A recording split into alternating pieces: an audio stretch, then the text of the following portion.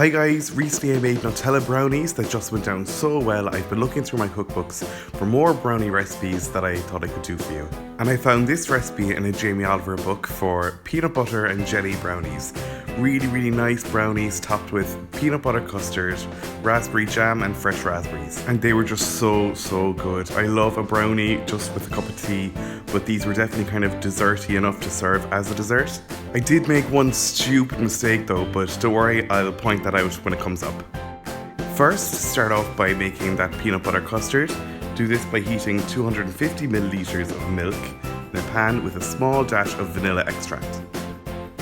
As that's heating gently, add 2 egg yolks to a large mixing bowl, followed by a large tablespoon of corn flour, 50 grams of golden castor sugar, and 20 grams of melted butter.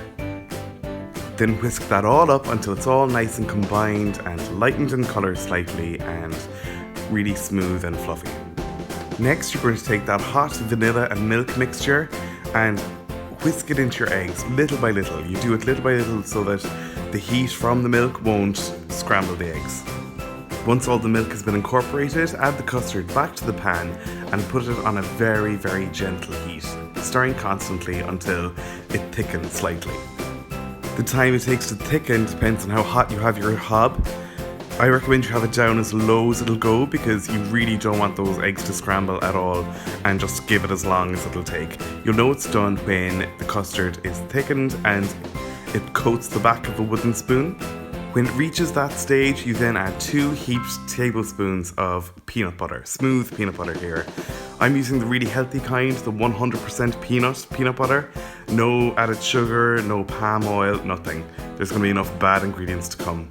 Then just mix it all in until it's all mixed in really nicely. This is done off the heat, and I went back to the whisk for this because I think it did a better job. Then set your custard aside to let it cool completely while you make your brownie batter. To do this, melt a lot of butter in a saucepan. I'm using 230 grams of unsalted butter. I know that's an obscene amount and not good for you at all, but these are brownies. They're not healthy. Next, go in with your dark chocolate, 250 grams of it broken up, and use the good stuff here. I mean, I think the best kitchen tip that I could give anyone is to use good ingredients. The better ingredients you use, the better the outcome will be. So just mix that up over a low heat until all the chocolate is melted and combined with the butter and there's no little bits floating around in there. Then take it off the heat and add in 230 grams of golden castor sugar. Whisk it all in and then add 4 eggs and whisk those in as well.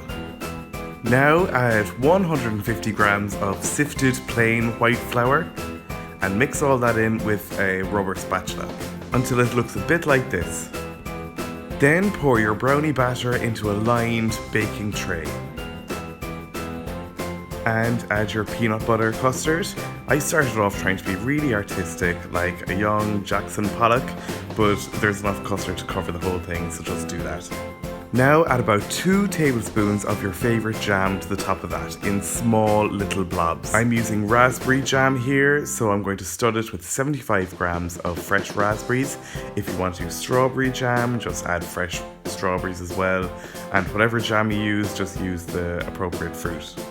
Then place in a preheated oven at 180 degrees Celsius for 30 minutes. 30 minutes later, take them out, and here's where I made the really stupid mistake. The recipe says to let them cool for an hour before you cut them, so I let them cool for an hour before I cut them, but it wasn't long enough at all. I should have just let them cool completely, however long it took, because when I went to cut these brownies, they didn't hold their form at all. They just kind of like sagged a bit, and once they did cool, they were a lot firmer and nicer, and I feel like if I had cut them when they had reached that temperature, they would have looked a lot better. They still tasted really good though, so I definitely think you should try these yourselves, and if you do, be sure to let me know how you get on social media. You'll find the links to all my accounts in the description below, and you'll also find the link to my blog where you'll find the full recipe at www.rookiecook.org.